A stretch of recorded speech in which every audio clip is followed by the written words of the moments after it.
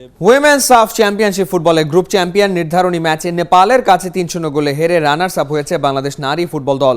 প্রথমার্ধেই 3-0 গোলে পিছিয়ে পড়া বাংলাদেশ ঘুরে দাঁড়াতে পারেনি দ্বিতীয়ার্ধেও।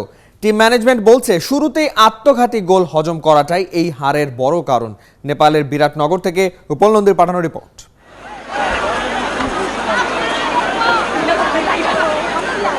ম্যাচ শুরু হতে না হতেই বড় ভুল বাংলার মেয়েদের। মাসুরা পারভিনের দেওয়া উপহারে নেপালিরা যখন ভাসছে গোলের আনন্দে, তখন একরাশ হতাশা সাবিনা আখিদের চোখে মুখে।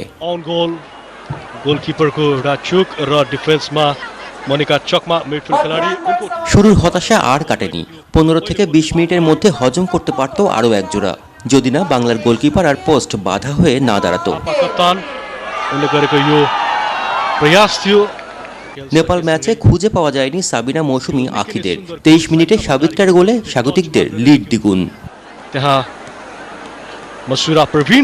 নেপালিদের দুরন্ত ফুটবলে একেবারে দিশেহারা বাংলাদেশ। মঞ্জালি কুমারীর গোলটা 28 মিনিটে 3-0 গোলে এগিয়ে থেকেই বিরতিতে স্বাগতিকরা। मञ्जली कुमार योन्जनका लागि कुनै गल्ती गरिन नुनले र आफ्नो दोस्रो गोल यस ম্যাচের দ্বিতীয়ার্ধে কমে গিয়েছিল নেপালিদের খেলার ধার, প্রভাব বিস্তার করার চেষ্টা বাংলাদেশের। তবে গোল আর শোধ করতে পারেনি বাংলার মেয়েরা। হারতে হলো 3-0 ব্যবধানেই। বাংলাদেশ ফার্স্ট গোলটা আমরা ওই মুহূর্তে যদি না খেতাম হয়তো আজকের খেলা এই রেজাল্ট হতো না। যাই হোক, আমাদের সামনে খেলা আছে, যে আমরা যেহেতু বাংলাদেশ দল সেমিফাইনালে গিয়েছে, আপনার অবভিয়াসলি নেপাল অথবা ইন্ডিয়া দুই টিমের এক টিমকে তো ফেস করতেই হবে। সেই ক্ষেত্রে এখন আমরা নেপালকে ফেস করলাম, কিছুটা এক্সপিরিয়েন্স হলো। এখন আমাদের ভারতের সাথে আমাদের যেহেতু সেমিফাইনাল খেলা, আমাদের অনেক কিছু শিক্ষণীয় ছিল। ম্যাচ শেষে প্রেস কনফারেন্সে কোচের সাথে হাজির মাসুরা পারভিন। চোখে মুখে রাজ্যের হতাশা নিয়ে আত্মঘাতী গোলের অনুশোচনায় তখনও পড়ছিল এই ফুটবলার। আমরা আমাদের মতো চেষ্টা করছি, কিন্তু কিছু কিছু মিস্টেকের জন্য গোল খেয়ে গেছি। আসলে আমাদের ভিতরে আন্ডারস্ট্যান্ডিংটা, মানে কিপার যদি আমার সাথে কথা বলতে হয়তো আমার এই ভুলটা হতো না, কিংবা আমি ওরা যদি বলতাম তাহলে এই ভুলটা হতো না। মাসুরা একা নন, 3-0 গোলের হারটা মেনে নিতে পারেনি দলের অন্য ফুটবলাররাও। তারপরও পরাজয়ের কষ্টটা ভুলে ফুটবলারদের নজর এখন টুর্নামেন্টের সেমিফাইনালে। উপল নন্দী, 71, বিরাটনগর, নেপাল।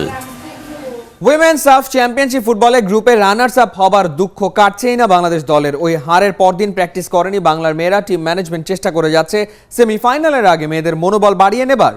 বুধবার সেমিফাইনালে বাংলাদেশের লড়াই ডিফেন্ডিং চ্যাম্পিয়ন ভারতের সাথে। সবার বিশ্বাস ওই ম্যাচের আগেই নেপাল হারের দুঃখ সামলে নেবে সাবিনারা। নেপালের বিরাটনগর থেকে উপল নদীর পাঠানো আরও একটা রিপোর্ট।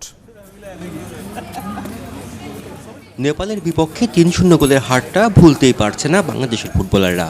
ম্যাচ শেষের ঘন্টা 15 পেরিয়ে গেলেও সবার চোখে মুখে রাজ্যের হতাশা, আক্ষেপ। সবাই জানে ধারে ভারে স্বাগতিকরা অনেক এগিয়ে।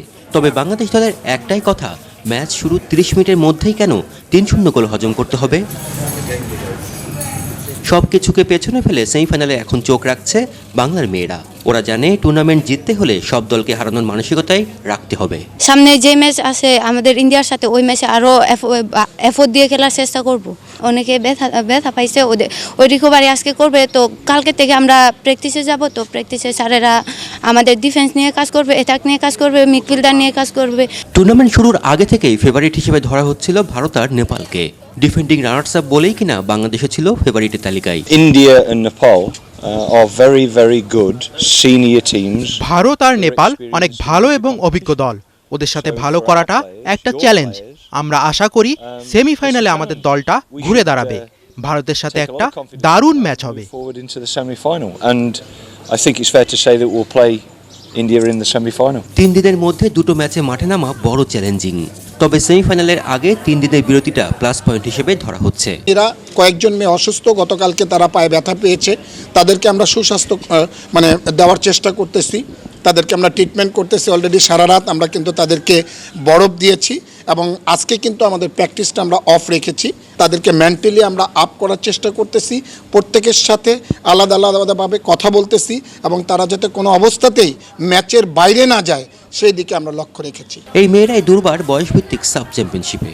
এবার ওদের দেখিয়ে দেবার পালা। সিনিয়র সাফে ওরা কম যায় না। উপল নন্দী, 71, বিরাটনগর, নেপাল।